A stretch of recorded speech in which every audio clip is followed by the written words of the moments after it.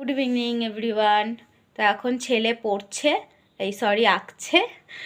কালকে 23শে জানুয়ারি উপলক্ষে স্কুলে আঁকা প্রতিযোগিতা হবে, সেই জন্য একটু আঁকা প্র্যাকটিস করছে।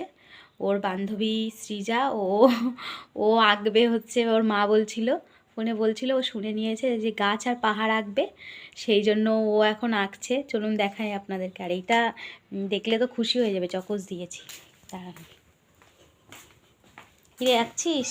হ্যাঁ, হয়েছে? রং করা হয়েছে?